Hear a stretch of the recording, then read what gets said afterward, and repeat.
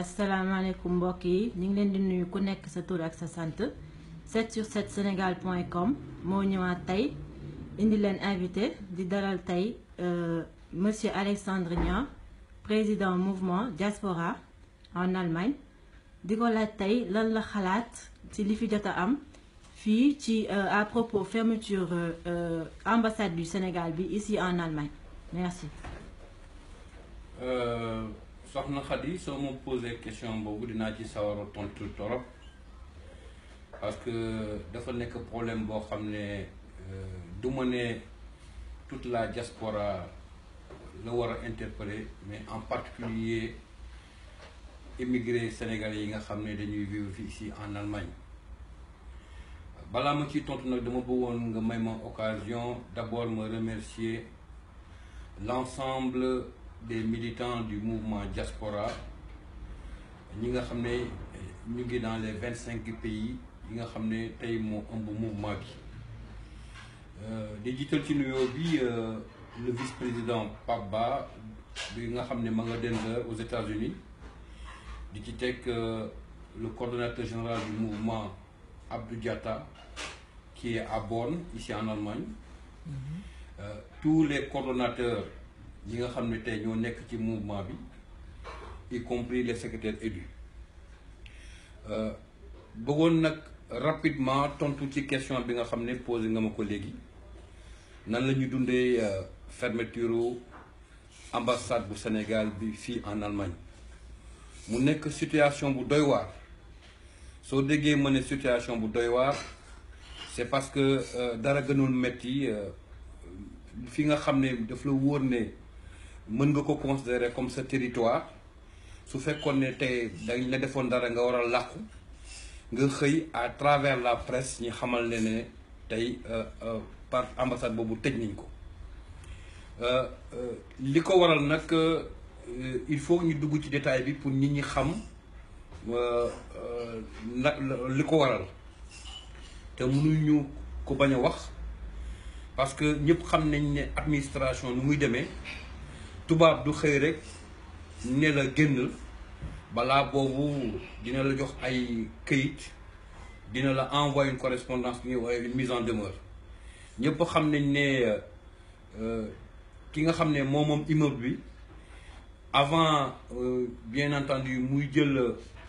ay matukaay yoo xam ne dañoo waroon expulser ambassade bi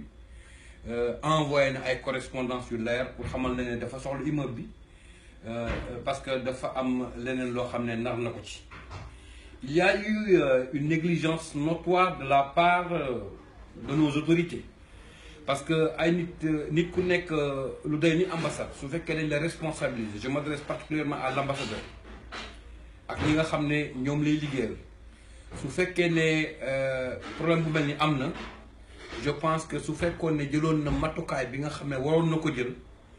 je pense que problème bi du am mënuñu ko bañ a wax nag parce que ñun suñu wàllu bopp fii en Allemagne ñi ngi jànkonteel ay problèmes yoo xam ne problème yu tar la parce que ñëpp xam nañ ne ñun ñi nga xam ne ñu ngi fii en Allemagne su bëggee ne dañoo bëgg passeport suñu demul Italie wala demuñu France duñu mën a am passeport ci nu mu gën a gaawee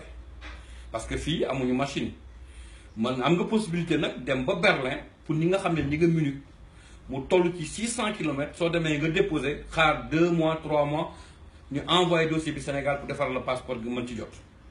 mais gars yi dama leen bëggoon laaj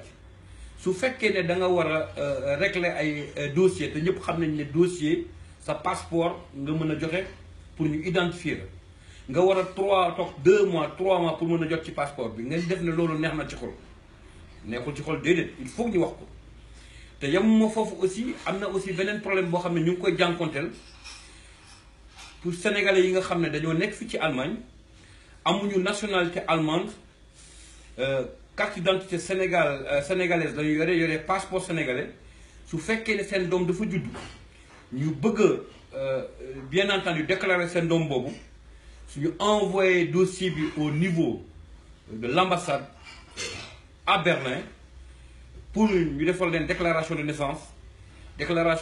boobu parfois di nga toog 1 mois ba 25 jours doo ko jot soo ko jotee il faut que nga envoyer dossier bi mu dem au niveau du Sénégal pour ñu attribuer ko un numéro d'immatriculation pour mu dellusiwaat fi ñu mën a léegi état dooral établir passeport bi suñ ko établir de yóbbuwaat ko Sénégal pour nga mën a bien entendu xale bi mën a jot passeport. mu nekk un parcours du combattant entre la déclaration de naissance et l'obtention du passeport soo defoon nank 6 mois ba 7 mois ba 8 mois xaj na ci. mu nekk ay problèmes yoo xam ne ñu ngi koy jànkoonteel vraiment ñu bëggoon di interpeller le gouvernement sénégalais mu jël ci ay motukaay parce que suñ ko waxuñu dëgg. Sénégalais yi fii en Allemagne sonn nañu Sénégalais yi fii en Allemagne tay nañu Sénégalais yi fii en Allemagne